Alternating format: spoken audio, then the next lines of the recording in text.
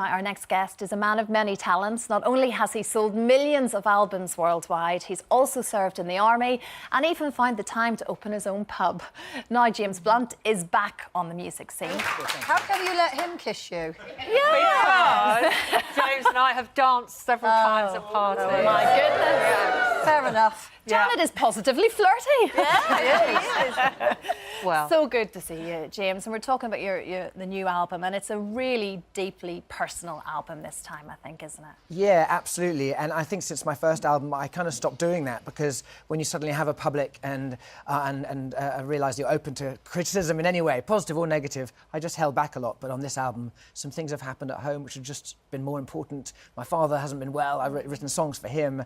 My wife I leave behind when I go on these extended tours for 18 months, and she picks up the pieces because we have a new family, and those little ones that I leave behind. Again, I've suddenly realised I've written songs for them and not for the public and not for the record label. Mm-hmm. It's so nice to hear you say that, because that is a lot of the issues, I think, in marriages with musicians or sportsmen or anything, is that they kind of go away and then you are left with the young children and all the kind of the not very glamorous jobs. I know. So to say, for someone to actually say, I see you and I see what you're doing, is a really lovely thing. Yeah, absolutely. I mean, then again, I am still the one who's heading Going off on away. tour again. I I know. start on Friday Isn't the other on tour, and I'm But that's leaving what you it do. all over again. So, but I give her a couple of songs and say, "They're for you." And I hope that will do. but isn't the other thing that you kind of didn't show your emotions much because people pilloried you, didn't they? Yeah, very much. And so I love the songs and albums that I put out in the past, but I didn't really get much from it. And this album, I really have. I've taken risks, and it's unfiltered, and it's back to where I was. I'm back in the music, not in the music business anymore, and it's a lovely place to I don't know if you heard Wayne Bridge there saying that, you know, as a footballer, showing his emotions, it was very hard for him. And I guess also probably being in the army. Yeah, because I come from you know, that background where, as a British man, we choose, you know, Stiff upper lip. exactly. But I've always used music. I've used music as an outlet of emotion, and that's what people have connected with. And so that's why it's nice to be doing it again. And people have connected with this album as a result. And talking about emotion, obviously your dad, he had a kidney transplant, is that right? Yeah. How's he doing?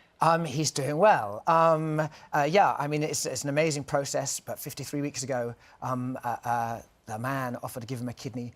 My father's name is Charlie Blunt. The man who offered to give him a kidney is a distant cousin of ours called Charlie Blunt.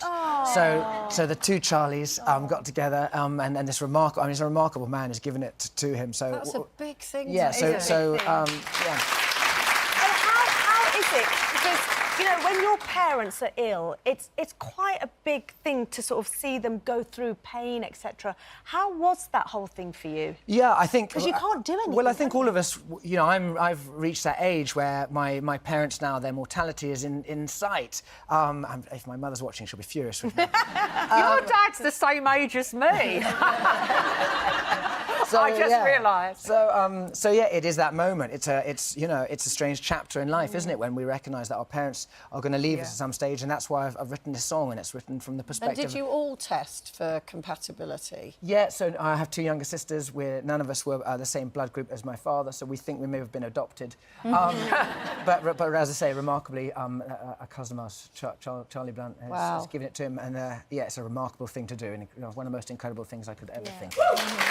Now, when I first met you at a party, I was introduced to you and I thought, oh, James Blunt. And you know I don't suffer fools, but you turned out to have the most amazing sense of humour. Well, thank you. I think, you know, we'd had a drink, hadn't we? Yeah, we'd had quite a few drinks, because we ended up disco dancing. It was in Los Angeles, wasn't it? Yeah, totally. Yeah, David Furnish's birthday. But then I read your Twitter account, you've got some put-downs. Yeah, I'm obscene. And my wife always shakes her head in dismay whenever I'm about to tweet anything. But the more dismayed she is, the better it is. So that's when I press You've got fire. great one-liners. Can I read something of this If you to can find anything No, that's- there's some quite good ones. that's So okay. a follower put, why don't you ever reply to positive comments about you? You responded, because I can't find any. You know, this is quite a lot. Why does James Blunt have 1 million followers? He stopped being relevant in 2009. Your response, 2006, actually. And it goes on and on. It's just, you know, you have got a really straight sense of humour. Yeah, and I think it's worth enjoying it rather than... People do get deeply offended by what they read about themselves online. But, you know, as you guys are in the public eye, and you must have seen those kind of negative comments come your way. And what's weird is you probably have many more positive comments. But just human nature is to delve in and not, you know, not sleep. But because you've read again... a couple of negative ones. And so I'm laughing at myself for even taking this seriously, because I'm just about to go on a tour around the world and play to thousands of people. And why is it that I'm even focused on these couple of negatives? Exactly. But again, I think being in the army prepares you, because in the army, if you don't have a sense of humour, you are... Yeah, definitely. You're going to struggle. Yeah, and so that's why I really see any negative comments I find online, I see it as a term of endearment to me. And is it right? I didn't realise, I heard there in the link that Christine read out. So you were Prince Harry's boss? Talk us through that. No, I would like to claim that, but definitely not. No, but we were in the same regiment in the House of Cavalry. I'm called a lifeguard. It's not, I'm nothing to do with the water, but I ride around on a horse through London. Or as in the Green Army, I'm a reconnaissance officer, and he's in the same regiment. Oh, right. And so did you actually work alongside each other? We crossed paths, but not really at the same time with each other. Didn't you get higher up the pecking order? No, I didn't. Absolutely not. Just checking. But that's how we've got involved together with the Invictus Games.